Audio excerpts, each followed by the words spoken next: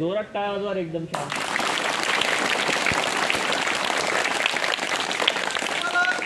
त्रिकोण माहित आहे का? त्रिकोण त्रिकोणाचं काय महत्व आहे, त्याच्यात काय गुणधर्म आहे? पहिलं महत्व सांगा. पहिला गुणधर्म, किती बाजू असतात, किती कोण असतात, ट्रायंगल मध्ये किती साइड्स असतात, किती अँगल्स असतात? 3 बाजू. हा, अजून 3 कोण. 3 बाजू झाल्या, 3 कोण झाले. आता 3 कोणाची बेरीज 6वी 7वी. हा, बोल. बरोबर. 180 अंश. प्राथमिक अशी ही त्रिकोणाबद्दलची माहिती आहे. आणि या त्रिकोणाचे जे काही प्रकार आहेत त्याच्यापैकी जो काटकोन त्रिकोण हा प्रकार आहे त्याच्याशी संबंधित आपला हा पायथागोरस सिद्धांत आहे.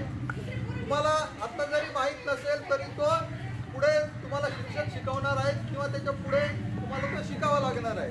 तर आता अनायासे आहेत माझ्याकडे, तर मी तुम्हाला सांगतो, बाकीचे पण आहेतच.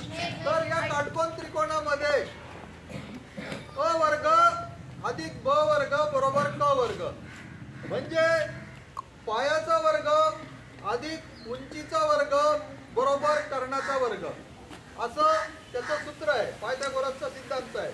आणि तो सिद्धांत हा सिद्ध जर करायचा असेल तर त्याच्यासाठी हे आपण पडताळणी साधन तयार केलेलं आहे. आता या ठिकाणी तुम्हाला अ वर्ग आणि ब वर्ग मध्ये या सगळ्या वस्तू, त्याच्यामध्ये जी काय आहे ती मोहरी आहे समजा, ती तुम्हाला दिसते. आणि ती जर आपण या क वर्गामध्ये आणली तर ती बरोबर पूर्ण येईल का? चला, कोणीतरी या इथं माझ्याजवळ. कोण आहे तो? मोठ्या मुलांपैकी. मोठ्या मुलांपैकी. हा, पटकन उठायचं. आता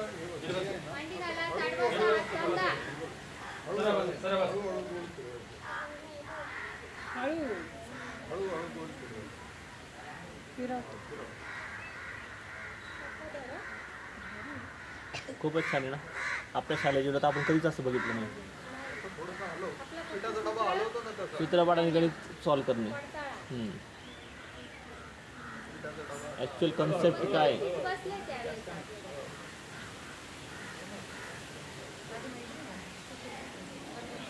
वी वेर अटेंटिव्ह. हे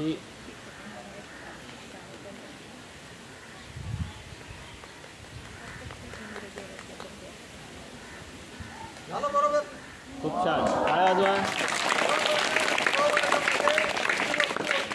क वर्गामध्ये पूर्णपणे आलेली आहे. आणि आपण जो काही सिद्धांत मांडला होता, अ वर्ग अधिक ब वर्ग बरोबर क वर्ग, हे आपल्याला इथे डोळ्याने दिसतंय.